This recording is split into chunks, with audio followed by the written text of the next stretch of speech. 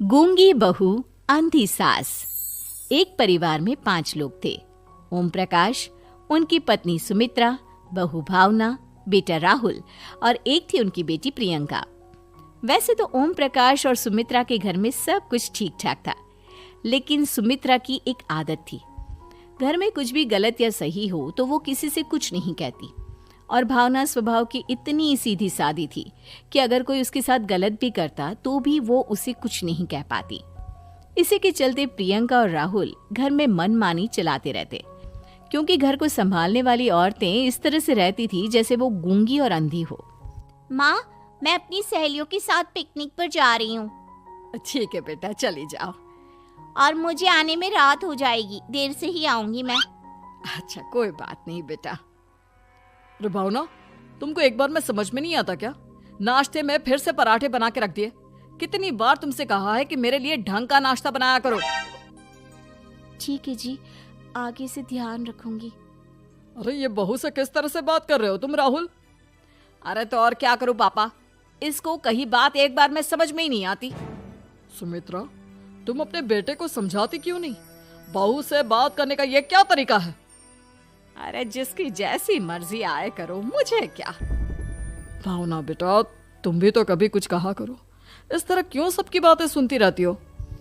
कोई बात नहीं पापा जी, सब ठीक है। रात को काफी देर तक प्रियंका घर नहीं आती और जब वापस लौट कर आती है तो एक लड़की के साथ बाइक पर बैठकर सुमित्रा और भावना दोनों ही प्रियंका को लड़की के साथ देख लेते हैं। आज तो जोर से डांट पड़ने वाली है, लेकिन मैं डर क्यों रही हूँ? माँ तो सब कुछ देखकर भी अंधी बनी रहती है। और रही बात भाभी की, वो किसी को कुछ नहीं बताने वाली। कहने को भगवान ने आवाज दी है, लेकिन गूंगी है गूंगी। अरे प्रियंका बेटा, इतनी रात को कॉलेज से लौट कर आ रही हो? कहाँ गई थी तुम? पापा, वो सहेली के घर पर थी, पढ़ाई करने के लिए रुक गई थी। अच्छा, ठीक है, जाओ अपने कमरे में जाओ और सो जाओ। सुमित्रा ने अपनी बेटी को एक लड़की के साथ इतनी रात को आते देखकर भी उससे कुछ नहीं कहा और भावना ने भी इस बारे में किसी से कोई बात नहीं की। कुछ दिनों के बाद मामा जी का फोन आया था। उन्होंने प्रियंका के लिए कोई रिश्ता ढूंढा है। लड़के वाले उसे देखने आ रहे हैं। अरे मुझे नहीं करनी शादी वादी, किसी लड़की को बुलाने की कोई जरूरत नहीं है। ये तुम क्या कर रही हो प्रियंका बेटा?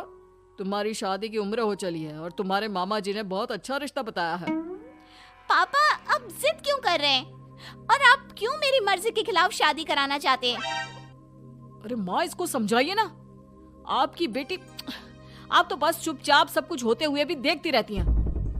अरे तो क्या कहूँ, और मेरे कहने से क्या हो जाएगा? वैसे भी गलत क्या हो रहा है, सब कुछ सही तो है। भावना बहू, देखो तो प्रियंका हमारी बात नहीं समझेगी, लेकिन वो तुम्हारी हम उम्र है। क्या पता तुम्हारे कहने से उसे कुछ समझ में आ जाए। नहीं पापा जी, मेरे कहने से कुछ नहीं होगा। मैं प्रियंका को कैसे समझा सकती हूँ? वो ननद है मेरी, कहीं मेरी किसी बात का बुरा मान गई तो?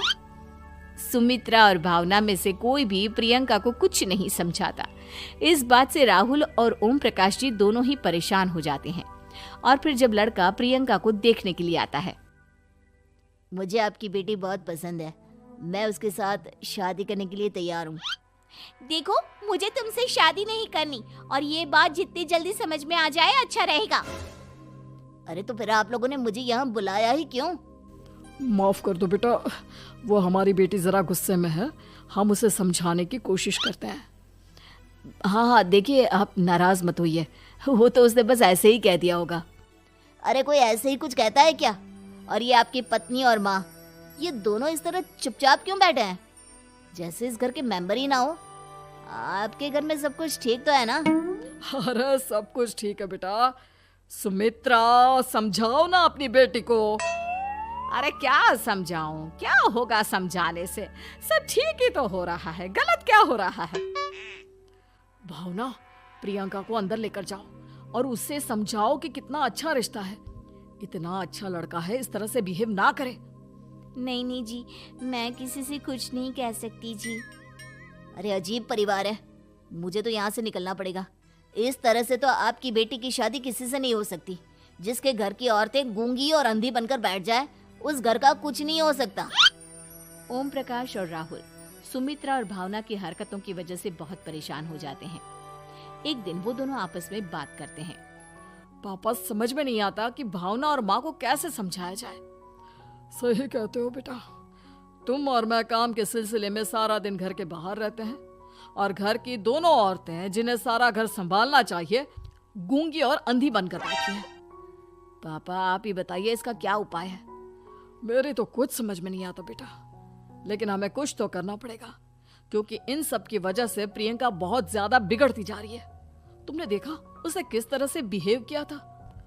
अरे लेकिन पापा हम करेंगे क्या? हमें एक नाटक करना होगा। कुछ दिनों के लिए हम भी गूंगे और बहरे बन जाते हैं, उसके बाद इन दोनों औरतों को अकल आएगी।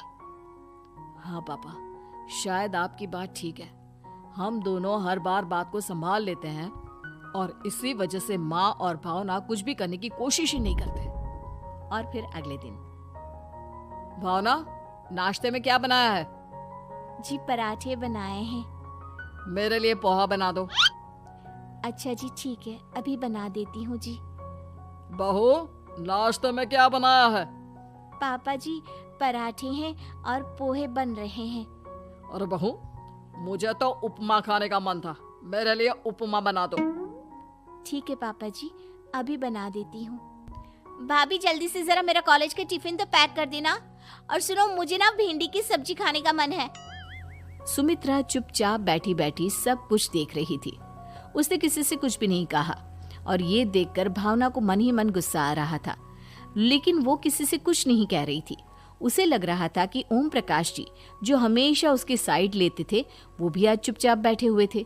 शाम के वक्त प्रियंका अपने बहुत सारे दोस्तों को लेकर घर आती है और उधर दूसरी तरफ से राहुल भी अपने ऑफिस के दोस्तों को लेकर घर आ जाता है।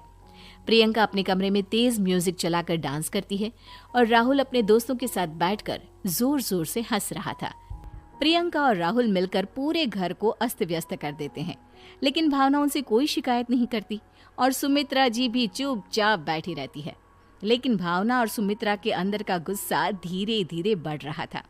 फिर रात को ओम प्रकाश और राहुल एक दूसरे से बातें करते हैं। पापा, हमने इतना कुछ किया फिर भी भावना कुछ बोलती ही नहीं और माँ भी कुछ गलत करने से किसी को रोकती ही नहीं। तुम चिंता मत करो बेटा, इन दोनों के अंदर का गुस्सा भर रहा है और बहुत जल्दी बाहर आने वाला है। अगले दिन, अरे बहू, ये कपड़े धुले हैं या गंदे हैं? पापा जी कपड़े तो मैंने धोकर ही आपकी अलमारी में रखे थे। मुझे तो साफ नहीं लग रहे, एक बार और धो देना। प्रियंका, मैं सोच रहा था कि तुम्हें उस लड़के से शादी नहीं करनी है ना, मत करो। एक काम करो, वैसे भी क्या रखा है शादी वादी में, तुम्हें जो लड़का पसंद है उसके साथ जाकर कोर्ट मैरिज कर लो। इस बार ओम प्रकाश और राहुल की बात सुनकर भावना और सुमित्रा के अंदर का गुस्सा जाग उठता है। मैं किसी से कुछ कहती नहीं जी, इसका मतलब ये है कि आप लोग मुझे परेशान करते ही रहेंगे। कल 4 बार मुझसे नाश्ता बनवाया, आज पापा जी मुझसे धुले हुए कपड़ों को बार बार धुलवा रहे हैं। अरे मैं इंसान हूँ जी, कोई मशीन नहीं हूँ। तुम दोनों ने मिलकर इस घर की कैसी हालत बना दी है और अपनी बहन को भागकर शादी करने के लिए कह रहे हो। तुम भाई हो या दुश्मन? ओम प्रकाश और राहुल जोर जोर से हंसने लगते हैं। अरे इसमें हंसने की क्या बात है? हम लोग यहाँ इतने परेशान हो रहे हैं जी, तुम लोगों को ऐसी हरकत करने के बाद भी हंसी आ रही है। ये क्या कर रहे हैं जी आप दोनों? यही तो हम चाहते थे कि सुमित्रा तुम अंधी होकर ना बैठी रहो। घर में कुछ भी गलत हो तो उसे रोकने की कोशिश करो। और भावना, तुम अपने साथ हो रहे गलत व्यवहार पर भी कभी मुंह नहीं खोलती, ये सही बात नहीं है। मैं चाहता था कि तुम्हारी भी जुबान खुले, तुम गलत बात का विरोध करो। गूंगी बहू और अंधी सास की ये जोड़ी इस घर में अब नहीं चलेगी।